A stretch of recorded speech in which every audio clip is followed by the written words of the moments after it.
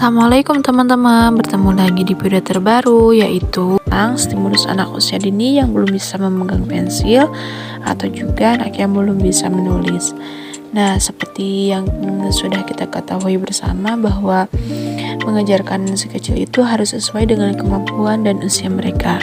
Jangan memaksakan anak jika usia mereka belum bisa menerimanya. Nah, hal ini juga akan berdampak pada tumbuh kembang anak serta kemampuan mereka dalam memproses belajar.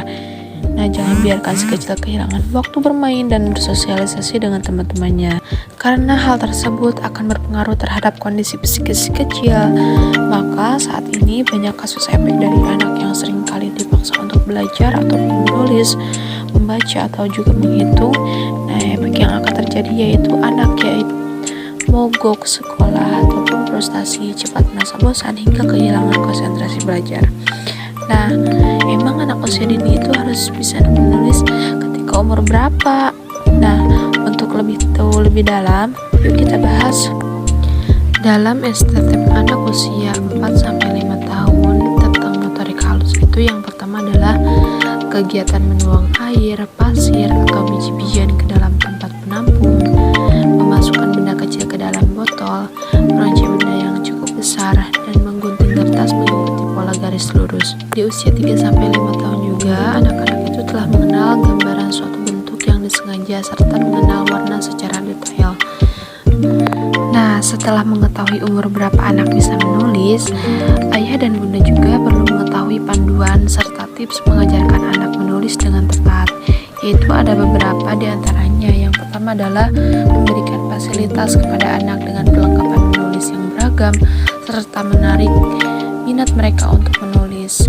Nah, yang kedua itu yaitu memberikan anak buku bacaan yang terdapat gambar yang sangat menarik di dalamnya agar menarik perhatian anak. Jadi anak itu akan rajin membaca dan mencoba menuliskan apa yang ia baca. Yang ketiga adalah libatkanlah anak dalam kegiatan sehari-hari, baik itu dalam mengenal angka, tulisan, atau bentuk-bentuk huruf. Dan yang paling penting adalah berikan reward kepada anak, baik itu dengan kata-kata, baik dengan materi, ataupun dengan barang-barang yang anak sukai. Nah, untuk mendukung anak mengembangkan berbagai potensi yang ada dalam dirinya, kita sebagai orang dewasa hanya sebagai fasilitator untuk mereka, yaitu dengan cara memberikan pelayanan terbaik melalui permainan yang menyenangkan. Nah, ada juga beberapa permainan yang dapat merangsang motorik halus anak diantaranya yaitu, nah yang pertama yaitu ada permainan Montessori dari Kumbo Toys, harganya 77.900. Namun di toko selanjutnya juga ada permainan Montessori murah yaitu dari Salwa Toys, harganya cuma 17.500.